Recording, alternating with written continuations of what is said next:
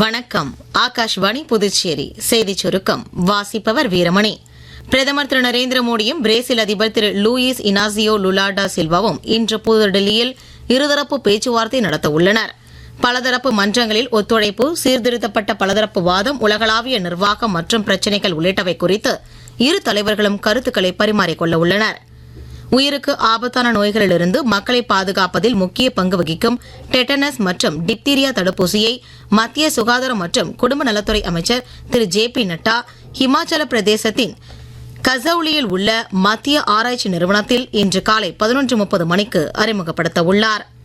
புதுச்சேரி வில்லியனூர் துணைமின் நிலையத்தில் பராமரிப்பு பணிகள் மேற்கொள்ளப்பட இருப்பதால் நாளை மறுநாள் திங்கட்கிழமை பிற்பகல் 2 மணி முதல் மாலை 4 மணி வரை வில்லியனூர் சேதராப்பட்டு மின்பாதை, வில்லியனூர் தொழிற்பேட்டை மின்பாதை, கணுவாப்பேட்டை மின்பாதை மற்றும் அகர மின்பாதையைச் சேர்ந்த மின் நுகர்வோர்களுக்கு மின்தடை ஏற்படும் என மின்துறை அறிவித்துள்ளது.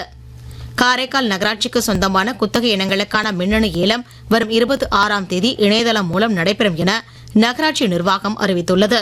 குத்தகை இனங்கள் பற்றிய விவரங்கள் மற்றும் இணையதளத்தின் பயன்பாட்டில் சந்தேகம் இருந்தால் 1802337315 என்ற கட்டணமில்லா எண்ணில் தொடர்பு கொள்ளலாம் என்றும் அறிவிக்கப்பட்டுள்ளது.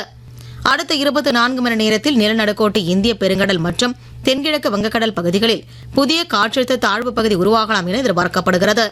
உலகக்கோப்பைக்கான ஐசிசி ஆடவர் 20 ஓவர் கிரிக்கெட் போட்டித் தொடரில் நேற்று இலங்கையில் உள்ள பலகேலே கிரிக்கெட் மைதானத்தில் நடைபெற்ற ஆட்டத்தில் ஆஸ்திரேலிய அணி 9 விக்கெட் வித்தியாசத்தில் ஓமன் அணியை வெற்றி கொண்டது. இன்று கொழும்பில் நடைபெறும் முதலாவது சூப்பர் 8 போட்டியில் நியூசிலாந்து அணி பாகிஸ்தான் அணியை எதிர்கொள்கிறது. இத்துடன் இந்த செய்திச் சுருக்கம் நிறைவு பெறுகிறது.